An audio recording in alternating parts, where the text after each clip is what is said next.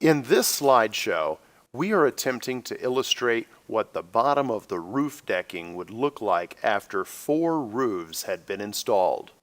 What you are seeing are the shingle nail lines that repeat approximately every 6 inches all the way up the roof.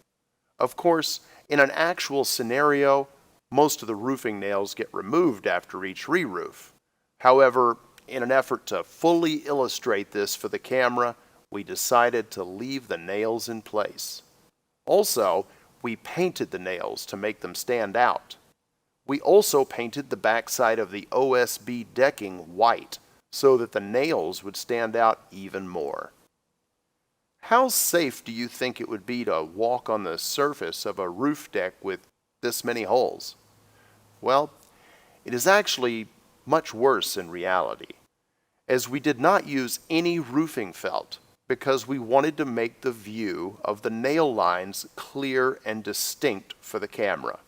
Using the nailing patterns recommended by some felt manufacturers, you would use almost as many nails as were used to apply the shingles.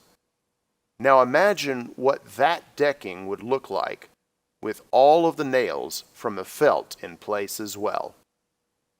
Now, add in even more nails for the ridge shingles, the hip shingles, valley metal, step flashing, drip edge, and more. Composition shingle nail lines repeat up the slope of a roof approximately every 6 inches. This means that there would be a horizontal row of nails every 6 inches all the way from the bottom to the top of the roof plane. Once the old roof has been torn off, the new shingles would be installed beginning at the eave of the roof, as were the shingles of the original roof.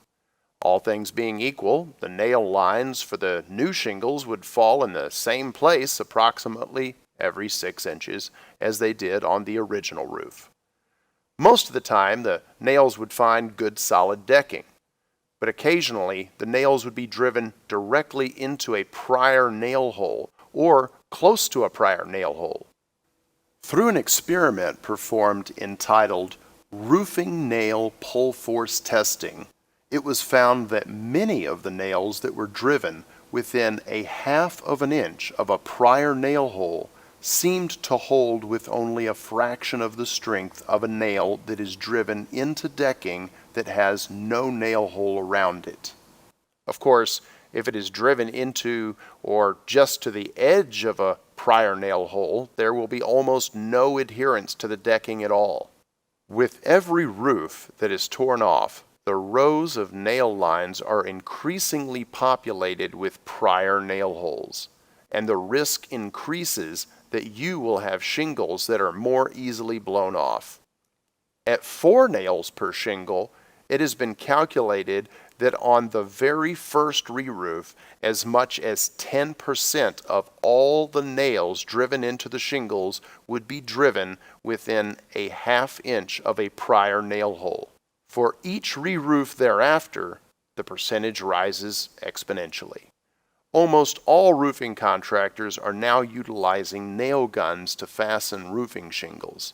When using a nail gun, the roofer would likely have no indication whatsoever that a nail had been placed in a weak spot or directly into a prior hole. By hand nailing the shingles, the roofer might have a good idea that a nail had gone directly into a prior hole, but it might not be altogether clear if it was in a spot that was merely weaker due to being near a prior hole. Your insurance company may tell you that they might have considered paying to redeck your roof if you were on your 3rd or 4th re-roof, but since it is your first re-roof, then it won't be that bad. The problem is, the next time you replace your roof, what if you don't have insurance or the cause of the damage is excluded for one reason or another? Then you might be on the hook to pay for the decking that your insurer talked their way out of on your last roof replacement. It is our position that the reuse of roof decking is not indemnifying policyholders to a pre-loss condition.